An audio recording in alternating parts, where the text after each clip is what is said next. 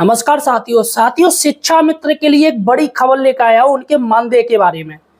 जी हाँ, सरकार कब उनका मानदेय बढ़ाएगी और कितना बढ़ाएगी मानदेय।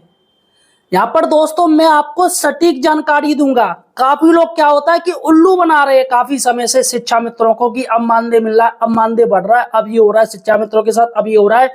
सिर्फ बेवकूफ बना रहे शिक्षा मित्रों को, उनको व्यू के लिए, अपने वीडियो में व्यू आ जाए अच्छे खासे।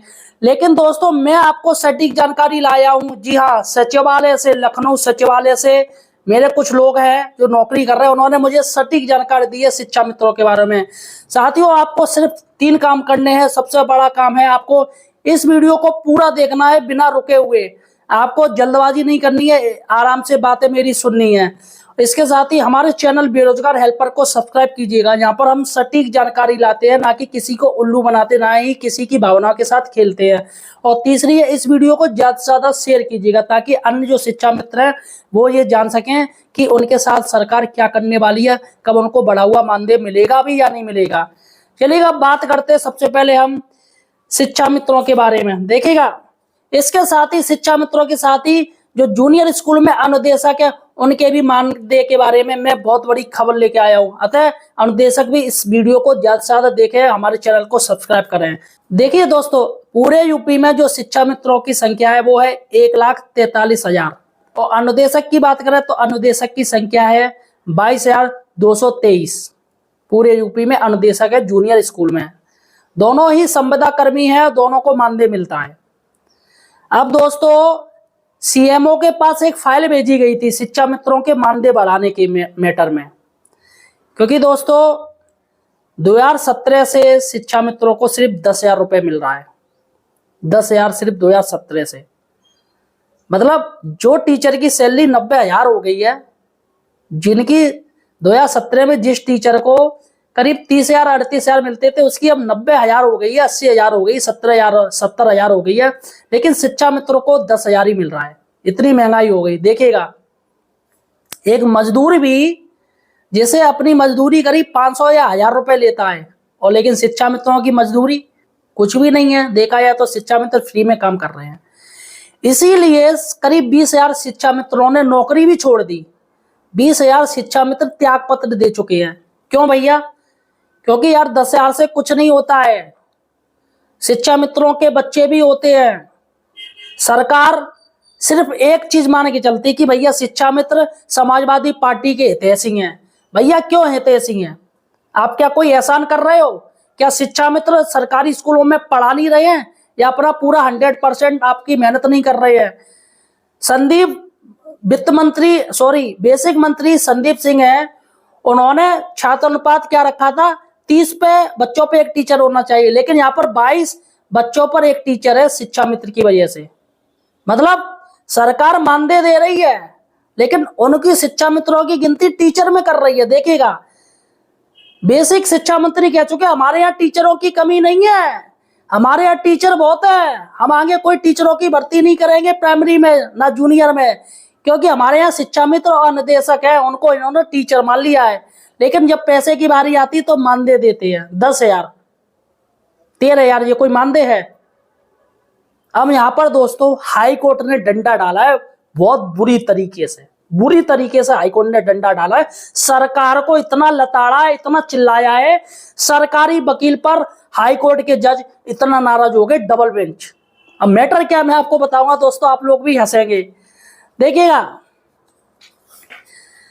सीएमओ के पास एक फाइल भेजी गई थी कि इनका मानदेय बढ़ाया जाए, सीएमओ मुख्यमंत्री कार्यालय। लेकिन मुख्यमंत्री कार्यालय ने वो फाइल को रिजेक्ट कर दिया। हाँ, नहीं, हम मानदेय नहीं बढ़ाएंगे। क्यों? क्योंकि शिक्षा मित्र समाजवादी पार्टी के समर्थक माने जाते, इस बेस पे उनकी फाइल हटा दी गई। आपने देखा होगा 2022 के जब विधानसभा चुनाव हुए थे तो शिक्षा मित्रों को बीएलओ पद से हटा दिया, बीएलओ पद से। क्यों? क्योंकि बीजेपी का मानना है शिक्षा मित्र समाजवादी पार्टी के समर्थक हैं और ऐसे में ये इलेक्शन में गड़बड़ी कर सकते हैं, उनको हटा दिया। इसके साथ ही इलेक्शन हुए थे उसमें भी इनको हटा दिया, शिक्षा मित्रों को रात में हटा दिया, आदेश दे दिया कि ना भैया ये इनको ड्यूटी नहीं करने देंगे। और सरकार हमेशा शंका में रहती है और शिक्षा मित्रों को इसलिए ड्यूटियों से अलग रखती है। जितने भी विधानसभा चुनाव होते हैं उनको अलग कर दिया है। अब यार ये भी कोई बात है भाई, ये भी कोई बात है? बिना कोई आप खुद से ही मन गढ़ंत कहानी बता के आपने उनको अलग कर दिया, चलेगा कोई बात नहीं, कम से कम पैसे तो उनके बढ़ाइए। जब सीएमओ ने फाइल वापस की तो शिक्षा मित्र के जो अध्यक्ष हैं, जो जितने भी अध्यक्ष हैं, वो हाई कोर्ट चले गए। हाई कोर्ट डबल बेंच में सुनवाई हुई, सिंगल बेंच की कोई वैल्यूएशन नहीं है, डबल बेंच में सुनवाई हुई। अब देखिएगा सुनवाई में क्या क्या हुआ। शिक्षा मित्रों की तरफ से वकील हुए और एक सरकारी वकील। जब सरकारी वकील कह रहा कि सर 10,000 बहुत होते हैं, क्या मतलब है? और ये केस हुआ 2022-23 की बात है, हाई कोर्ट में 2022-23 में शिक्षा मित्र गए हाई कोर्ट। अब दलीलें दी गई हाई कोर्ट को, सरकारी वकील कह रहे सर 10,000 बहुत होता है, ये है वो है ये वो है। तो सरकारी वकील तो था ही, लेकिन जो शिक्षा मित्रों ने वकील किया उसने ऐसी ऐसी दलीलें दी जिससे हाईकोर्ट मान गया। फिर हाईकोर्ट सरकारी वकील से नाराज हुआ। अब देखिएगा हाईकोर्ट ने क्या क्या टिप्पणी करी है। हाईकोर्ट ने कहा ये बताइए तुम्हारा वेतन कितना है, तुम तो सरकारी वकील हो, तुम्हारा वेतन कितना है? अब सरकारी वकील को मिल लेते 1.5 लाख रुपए, तो तुम 1.5 लाख रुपए हो तो 10,000 की तुलना कर लोगे? अपने परिवार को पाल लोगे तुम्हारे तो कितने बच्चे हैं? उसने कहा सर एक लड़का एक लड़की। उन्होंने कहा शिक्षा मित्रों के तो काफी बच्चे होते हैं, उनका बड़ा परिवार होता है। अब 10,000 में क्या हो जाएगा कि सरकारी वकील कहता सर वो खेती भी उनके, ये भी अन्य काम भी कर सकते हैं। तो जिस पे कोर्ट कहती है क्या बेवकूफ वाली बात कर रहे हो? ऐसा कौन सा इंसान नहीं है जो बैक अन्य काम नहीं करता है? क्या सहायक अध्यापक खेतीबाड़ी नहीं करते हैं? क्या हेड मास्टर खेतीबाड़ी नहीं करते हैं? क्या पुलिस वाले या डॉक्टर खेतीबाड़ी नहीं करते हैं? या होमगार्ड खेतीबाड़ी नहीं करते हैं? सब लोग अपना बैकग्राउंड कोई ना कोई व्यवसाय चालू रहता है, तो इसका अर्थ ये थोड़ी है कि उसको भी जोड़ लिया जाएगा। हाई कोर्ट ने सरकारी वकील को बहुत ज्यादा डांट दिया, क्योंकि हाई कोर्ट का कहना है 2016 और 2017 में जो प्रति व्यक्ति आय जो निर्धारित की गई थी, जो मिल रही थी, वो थी 52,000 रुपए। 52,000 रुपए मिल रहे थे प्रति व्यक्ति आय महीने में, और जिसे 2023 में 2024 में बढ़ा के करीब 93,000 हो गया प्रति व्यक्ति आय। अब सोचिएगा कितनी महंगाई हो गई, यानी कि 80% बढ़ोतरी की गई प्रति व्यक्ति आय में। सरकार का आंकड़ा कह रहा, और बढ़ाई भी गई है सैलरी। लेकिन 7 साल से शिक्षा मित्र क्या ले रहे हैं? सिर्फ 10,000 रुपए। मतलब शिक्षा मित्र क्या कोई जानवर है? केंद्र सरकार ने मजदूरी का भी एक लेवल कर दिया है। औसत मजदूरी बताइए 2017 में थी 176, जो मजदूर होते हैं, जो मजदूरी करते 176 रुपए मिलते थे 2017 में। अब जो केंद्र सरकार ने उनकी जो औसत आय करी है वो 2024-2025 में 1,035 रुपए। 1,035 रुपए सरकारी है, ये प्राइवेट तो बहुत ज्यादा है प्रति व्यक्ति आय। अगर देखा जाए तो 30-35 हजार रुपए हो गए इनके, और शिक्षा मित्र सिर्फ 10,000। शिक्षा मित्र सिर्फ 10,000 मतलब 300 रुपया रोज के। भैया इससे बढ़िया वो लेबरी ना कर लेगा, पूरे दिन पढ़ाएगा, बच्चों में मूड मारेगा। यहाँ ट्रेनिंग आप देते रहते हो, यहाँ भेजते रहते हो, ये काम करो वो काम करो, ये काम करो वो काम करो, और 11 महीने का मानदेय देते हो, 1 महीने का काट लेते हो, सीएल भी नहीं देते हो, कुछ भी नहीं दे रहे हो। तो भैया शिक्षा मित्र क्या पागल है?